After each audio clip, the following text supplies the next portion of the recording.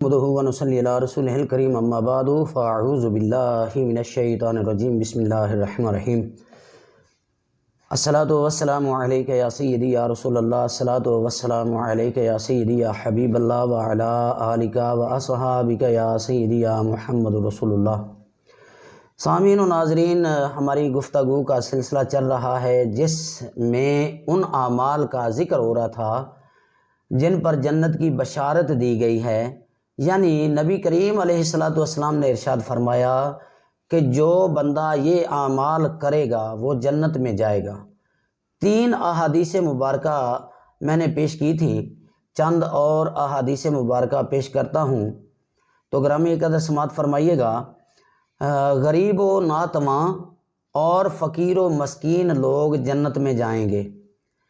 کریم آقا نبی کریم علیہ السلام نے ارشاد فرمایا، کیا میں تمہیں بتاؤں کہ جنت میں جانے والے لوگ کون کون ہیں؟ صحابہ کرام رضوان اللہ اجمعین نے عرض کی، کیوں نہ یا رسول اللہ صلی اللہ علیہ وآلہ وسلم، آپ ضرور ارشاد فرمائیں۔ تو میرے نبی صلی اللہ علیہ وآلہ وسلم نے ارشاد فرمایا، کل ضعیف متضاعف لو اقسم علی اللہ لا ابرہ۔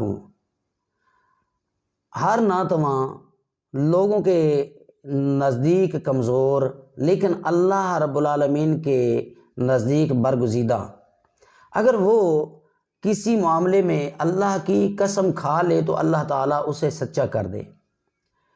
ضعیف کا معنی یہ ہے کہ اس میں جبر و استبداد اور ظلم نہ ہو۔ یہ مطلب نہیں کہ اس میں قوت اور طاقت نہ ہو، کیونکہ قوت اور مضبوط، قوی، طاقتور اور مضبوط مسلمان اللہ تعالیٰ کی پسند ہے۔ طاقتور مسلمان حق کے راستے پر زیادہ استقامت سے چل سکتا ہے اور حق کی سرحدوں پر پہرا دے سکتا ہے۔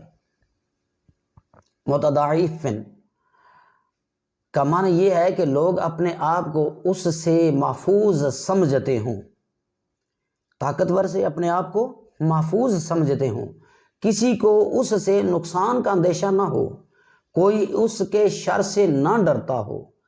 قسم سے مراد یہ ہے کہ اگر وہ قسم کھا کر کہے کہ کل بارش ہوگی تو اللہ تبارک و تعالیٰ اس کی قسم کو پورا فرمائے گا اور ضرور ضرور بارش برسائے گا، یعنی کہ اللہ تعالیٰ کے ہاں اس کا مقام و مرتبہ اور وجاہت اتنی ہوتی ہے کہ اللہ تعالیٰ اس کی ہر مراد پوری فرماتا ہے۔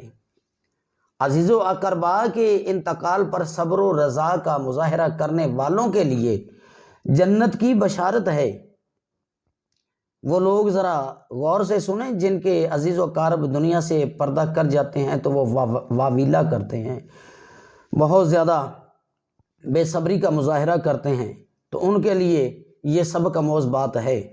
نبی کریم علیہ السلام نے ارشاد فرمایا کہ اللہ سبحانہ و تعالیٰ کا ارشاد پاک ہے، میرے اس مومن بندے کو جزا میرے نزدیک جنت کے علاوہ کچھ نہیں ہے۔ میرے اس مومن بندے کی جزا میرے نزدیک جنت کے علاوہ کچھ نہیں ہے، جس کی میں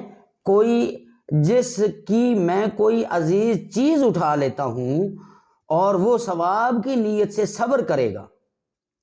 عزیز چیز اللہ تبارک و تعالیٰ اٹھا لیتا ہے اور وہ بندہ اس پر صبر کرتا ہے تو اللہ تبارک و تعالیٰ اس کے صبر کے بدلے میں اس کو جنت عطا کرتا ہے۔ پیاری چیز کا حکم عام ہے، یعنی باپ، بہن بھائی، بیوی اور دوست و احباب، تمام لوگ اس میں شامل ہیں۔ بالخصوص اس سے مراد وہ بندہ جس کا کوئی بچہ فوت ہو جائے اور وہ صبر کرے، اگر وہ بچہ نابالغ ہے تو وہ بھی اس کے حق میں شفاعت کرے گا اور اسے جنت میں لے جائے گا، جنت اس کو دلوائے گا۔ گرامی قدر، جو شرک سے بچے، نماز قائم کرے، زکوٰۃ دے اور صلہ رحمی کرے، وہ جنت میں جائے گا۔ ایک اعرابی نبی کریم علیہ السلام کی بارگاہ میں حاضر ہوا، عرض کی، یا رسول اللہ، مجھے کوئی ایسا عمل بتائیے جو مجھے جنت میں داخل کر دے۔ آقا دو عالم علیہ السلام نے جو ہے فرمایا کہ اللہ کی عبادت کرو، اس کے ساتھ کسی کو شریک نہ ٹھہراؤ، نماز قائم کرو، فرض زکوٰۃ دو، نماز کے رمضان شریف کے روزے رکھو اور صلہ رحمی کرو۔ اس نے عرض کی قسم ہے اس ذات کی جس کے قبضہ قدرت میں میری جان ہے، میں اس پر نہ کوئی چیز بڑھاؤں گا اور نہ کم کروں گا۔ جب وہ واپس چل پڑا تو نبی مکرم علیہ الصلوۃ والسلام نے ارشاد فرمایا کہ جس نے جنتی آدمی دیکھنا ہو وہ اس کو دیکھ لے، یہ جو جا رہا ہے۔ جس نے جنتی آدمی دیکھنا ہے وہ اس کو دیکھ لے، یہ جو جا رہا ہے۔ اس حدیث پاک سے ثابت ہوا میرے کریم آقا علیہ الصلوۃ والسلام جانتے تھے کہ یہ شخص متقی و پرہیزگار ہوگا، اس کا خاتمہ ایمان پر ہوگا اور یہ جنت میں داخل ہوگا۔ یہ ساری غیب کی خبریں ہیں جو نبی کریم علیہ الصلوۃ والسلام دے رہے ہیں۔ اس کا مطلب کیا ہوا؟ یہی نا کہ اللہ تعالیٰ نے آپ کو علوم غیبیہ عطا فرمائے تھے، ماضی اور مستقبل سب کچھ آپ کے سامنے تھا۔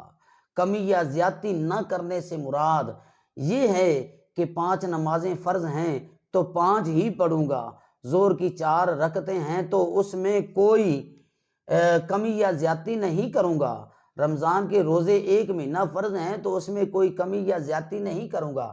یہ مطلب نہیں کہ ان اعمال کے علاوہ کوئی اور عمل نہیں کروں گا۔ روزے رکھے گا، نمازیں پڑھے گا، فرض نماز جو ہے وہ 4 فرض ہیں تو اس کے علاوہ سنتیں بھی ہیں، نوافل بھی ہیں، اس کے علاوہ اور بھی نیک اعمال ہیں وہ بھی کرے گا۔ جو آقا علیہ السلام نے فرمایا وہ تو پابندی کے ساتھ کرے گا اور جو علاوہ ازیں ہیں ان کو بھی جو ہے وہ ادا کرے گا۔ تو گرامی قدر، اللہ رب العزت کی بارگاہ میں دعا کرتا ہوں کہ رب العالمین ہم سب کی حاضری قبول فرمائے، اور جو کچھ پڑھا ہے سنا ہے اللہ تبارک و تعالیٰ اس پر عمل کرنے کی توفیق عطا فرمائے۔ اس کا ثواب اللہ تبارک و تعالیٰ ہمارے بزرگوں مرحومین کے ایصال ثواب قبول و منظور فرمائے۔ آمین۔ وآخر دعواہم ان الحمد للہ رب العالمین۔